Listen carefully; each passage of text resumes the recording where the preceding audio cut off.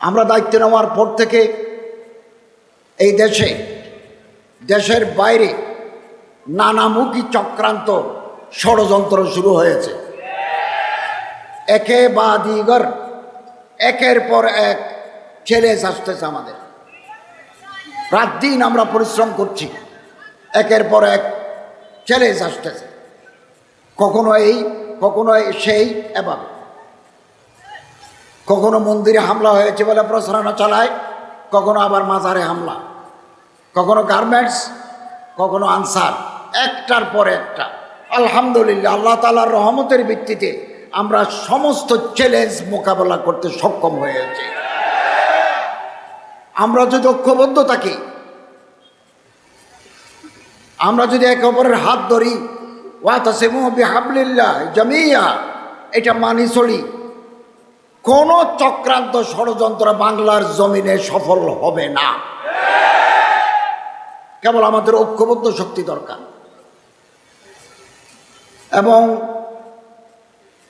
দেশের ভিতরে দেশের বাইরে আমাদের দেশে নানা ধর্মের লোক আছেন, হিন্দু আছে, বৌদ্ধ আছে, খ্রিস্টান আছে, নৃতাত্ত্বিক জনগোষ্ঠী আছে, বহু জাতি বাস করে এখানে। তাদের প্রত্যেকের সংবিধান মতে প্রত্যেকের অধিকার আছে, রাইটস আছে। তারা ব্যবসা করতে পারবেন আমাদের মতো, বাণিজ্য করতে পারবেন, চাকরি করতে পারবেন, কৃষি খামার করতে পারবেন, ধর্ম পালন করতে পারবেন, ধর্ম চর্চা করতে পারবেন। সংবিধান মতো কোনো বাধা নাই, ইকুয়াল রাইটস, সমান অধিকার আছে। এবং এই দেশে আবহমান কাল ধরে বিভিন্ন জাতিগোষ্ঠীর মানুষ শান্তিতে বসবাস করে আসছে। সারা দুনিয়াতে সংখ্যালঘু আছে, মেজরিটি মাইনরিটি, আকলিয়ত আকসারিয়ত। মিয়ানমারে আছে, রোহিঙ্গাদের কি দশা হয়েছে। ভারতে সংখ্যালঘু আছে, কি দশা হয়েছে, কি মর্মান্তিক দশা হয়েছে ভারতের মুসলমানের।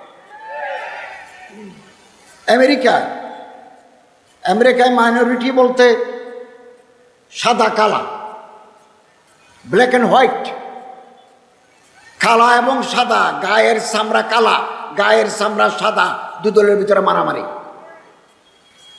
একেবারে মার্কেটের পর মার্কেট চালাই দিয়েছে লস অ্যাঞ্জেলেস নামক এলাকায়। অ্যাপার্থাইড প্রবলেম, মানুষ মারা যায়।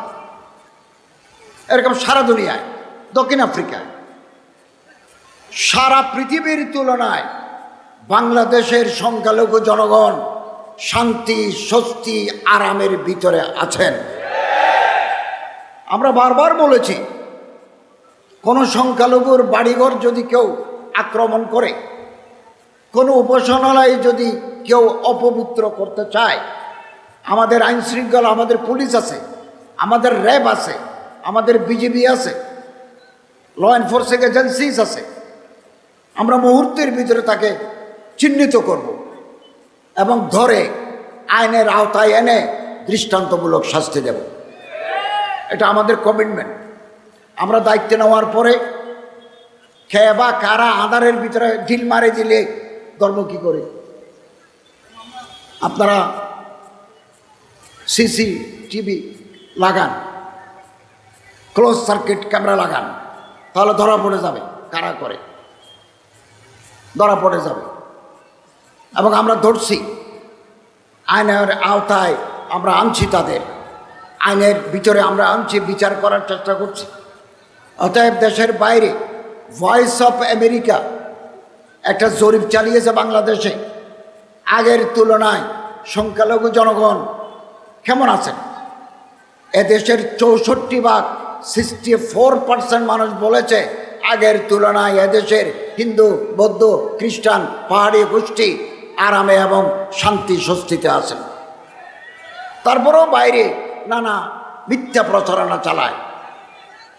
আমরা যদি ঐক্যবদ্ধ থাকি, ইনশাআল্লাহ আজিজ, এই অসত্য প্রচারণা আমরা ব্যর্থ করে দিতে বাধ্য হব। আমরা পারবো ইনশাআল্লাহ, একমাত্র একাত্মতা শক্তির মাধ্যমে। আমরা দায়িত্ব নেওয়ার পরে আমি হজের প্যাকেজ 1,00,000 টাকা কমিয়েছি। বাতের খরচ 40,000 টাকা যদি বাতও দিই, তারপরে 70,000 টাকা কমিয়েছি।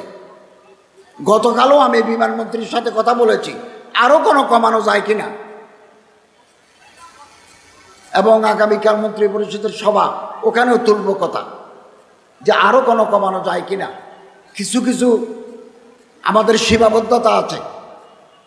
3 পার্টে হাজিদের টাকা দিতে হয়, বিমান, ঘর ভাড়া, সৌদি আরবকে একটা টাকা দিতে হয়, মিনা মুস্তালাফা আপনি থাকবেন, খাবেন, ওনার জন্য টাকা দিতে হয়।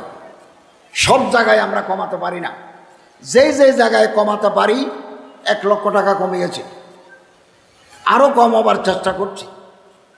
যে টাকা আমরা নেব, ওখানে যদি 1,000 টাকাও বাঁচে, আমরা আবার হাজিদেরকে টাকা ফেরত দেব। এবং বিভিন্ন যে সিন্ডিকেট ছিল, আমরা দায়িত্ব নেওয়ার পরে সিন্ডিকেট ভেঙে দিয়েছি।